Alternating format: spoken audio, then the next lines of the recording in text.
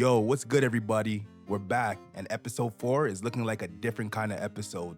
Less dragon fire, more dirty moves being made behind closed doors. Somebody's getting their heart broken, somebody's getting banished again, and somebody's sipping tea they didn't ask for. Let's get into it. We open up at Storm's End, and Rhaenyra is sitting on Lord Baratheon's throne, doing the one thing she hates doing the most. Listening to mans pitch themselves as her husband one by one, and none of these mans are it. We got little kids, we got old men, we got everything in between. One young lord from House Blackwood is low-key trying his best, bless his heart, but this clown from House Bracken keeps heckling him from the sidelines like, bro, you're not helping yourself either. Blackwood gets called a craven and draws his sword on the spot, and they just start going at it right there in the hall. Rhaenyra gets up mid-fight and just walks out. She's seen enough.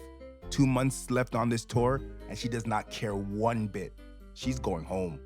And honestly, you can't even be mad at her. These mans were cooked from the jump.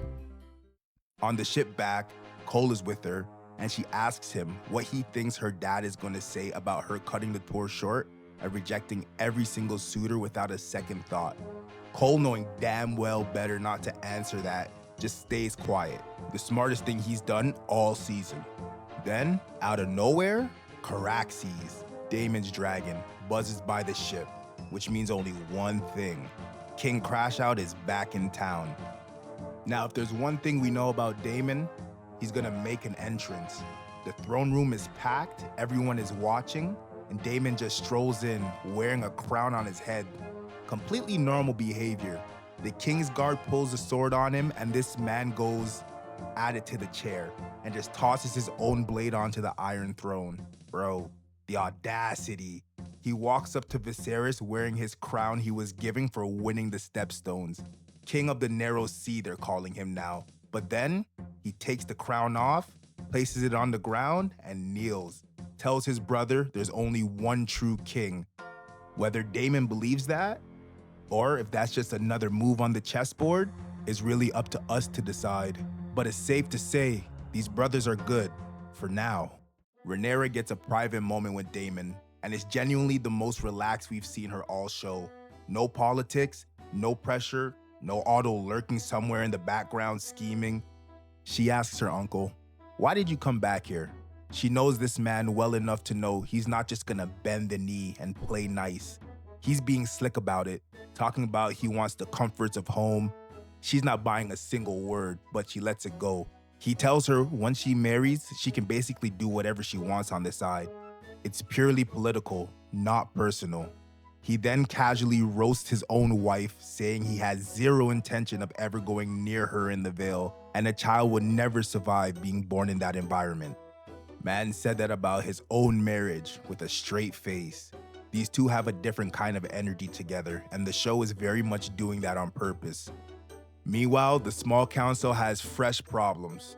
Corlys the Sea Snake has been quietly negotiating with the Sea Lord of Braavos to marry his daughter Lyanna off to the Sea Lord's son.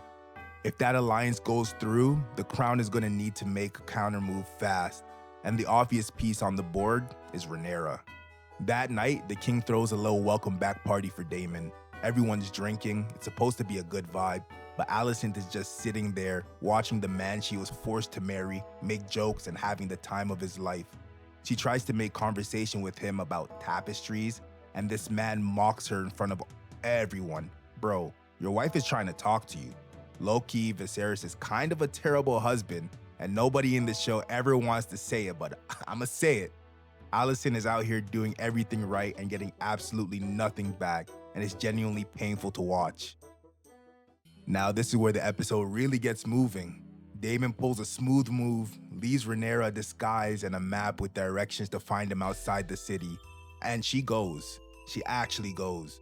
So now we got the Princess of the Realm, sneaking out of the Red Keep, looking like a regular citizen, running through King's Landing at night with her crash-out uncle like they don't have a single responsibility in the world. And low-key, they're just having a good time, drinking cheap stuff, watching street performers, talking in the city like regular people, until they stumble across an outdoor play being performed by the common folk, and the play is absolutely roasting the entire royal family with no remorse. They got somebody playing Rhaenyra getting booed and hissed at by the crowd, while everyone loses their mind cheering for baby Aegon. The common people have already picked a side, and you can see it land on Rhaenyra different. This whole realm she's supposed to one day rule doesn't even want her. Now that's a heavy thing to sit with on a night out. But you already know, Daemon's gonna keep the night going and takes her to his favorite spot, a pleasure house. And listen, I'm gonna be respectful here, but things get very uncle and niece in the worst possible way. Daemon's been in her ear all night telling her she doesn't have to live in fear, she could do whatever she wants, marriage is just a transaction, and Rhaenyra is absorbing every word. They get to a point in the pleasure house where things are headed somewhere they should absolutely not go. And then Daemon just stops. He gets up, leaves. Now there's two ways you can read this moment. Either mans grew conscious at the absolute last second, or this is the more interesting read. She wasn't scared. She wasn't shocked. She was into it. And that caught him completely off guard. This man is used to being the most unhinged person in any room. And for one moment, he wasn't in control and he had no idea what to do with that. So you know what he does? He gathers himself and just leaves her there. Rhaenyra heads back to the Red Keep, still feeling the energy of the whole night, and runs into Cole in the hallway. And listen, one thing leads to another. Cole ends up in her room, and you can probably guess what happens after that. Now, while all this is happening, upstairs, Alicent is fulfilling her wifely duties with Viserys. And the way this scene is shot, you can tell everything about this marriage. Alicent is just staring at the ceiling the whole time, blank-faced, completely hollow. This woman is living a life picked out from her from the jump, and not a single person in the castle is checking on her. It's a lot. The next morning, Otto gets woken up by a messenger sent by somebody called the White Worm. Just know she has eyes and ears all over the city, getting paid for information. The message? Somebody spotted Rhaenyra and Daemon in the pleasure house getting very comfortable with each other. Otto takes that message straight to Viserys, first thing in the morning like the rat he is. And you know what? Viserys is not having it. He calls Daemon and confronts him one-on-one, and Daemon, in classic Daemon fashion, doesn't deny a single thing. He goes a step further. He straight up asks to marry Rhaenyra. The Targaryen custom allows it, so technically the ask isn't insane. The king is looking at this man like he just said the wildest thing he's ever heard in his life, and reminds him that he already has a wife sitting in the Vale, and he's been pretending that she doesn't exist. Viserys banishes him. Again. Go be with your actual wife. Don't come back. Get the fuck out of my city. Daemon walks out like this was just a minor inconvenience. He's not serious at all. Then, Viserys calls Rhaenyra in and the conversation is a little more layered than it seems. She swears to him that Daemon did not take her virginity, and technically she's not lying. But she's also not telling the whole truth. The king decides to believe her, or at least decides to act like he does. But then later that night, he sends a maester into her room with a special tea. A tea designed, okay, it's for abortions. Sure, Viserys might look on the surface that he believes his daughter, but he's not 100% trusting of her. Now, here's the biggest move of probably the season. Viserys fires Otto, strips him of the hand of the king position right there on the spot. Because at the end of the day, because the king finally figured out that Otto isn't bringing him information out of loyalty. He's doing that to protect his own grandson's shot at the throne.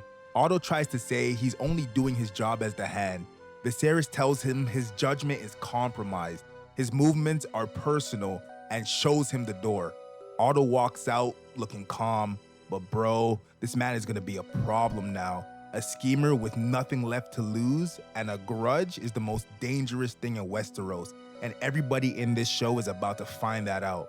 Rhaenyra and Alicent finally get a moment alone, and it's kind of an uncomfortable watch because Alicent is genuinely trying to be there for her. Low-key, Alicent might be the most tragic character in this whole show. She asks Rhaenyra if she's okay, still operating like they're friends despite everything that's happened between them. Rhaenyra swears on her mother's memory that nothing happened with Daemon, and Alicent believes her completely. This is going to matter a lot later on, Because Alicent is gonna start defending Rhaenyra based on a promise that was only half true. That's gonna sting when it comes back around. The king makes his final call on the marriage situation. Rhaenyra is marrying Laenor Velaryon, Corlys' son. Kill two birds with one stone. Repair the relationship with the sea snake and keep the power between the two biggest dragon houses in the realm locked in together. Rhaenyra doesn't fight it this time, she accepts. But she does ask for one thing in return. Get rid of Otto's little spy network that's been watching her every move. And since the king just fired Otto, he can't really argue with that one. She got her win. And that, everybody, is episode 4. Less action than the last few episodes, but might honestly be the most important episode of the season so far. Every single person walked away in a worse spot than they started. Rhaenyra making choices that are going to follow her around. Daemon got banished again. Alicent is being lied to by someone she's going to bat for. And Otto just got fired. Now he has all the time in the world to be a menace. Heavy is the head. Drop your comments, smash that like. I'll catch y'all in episode 5.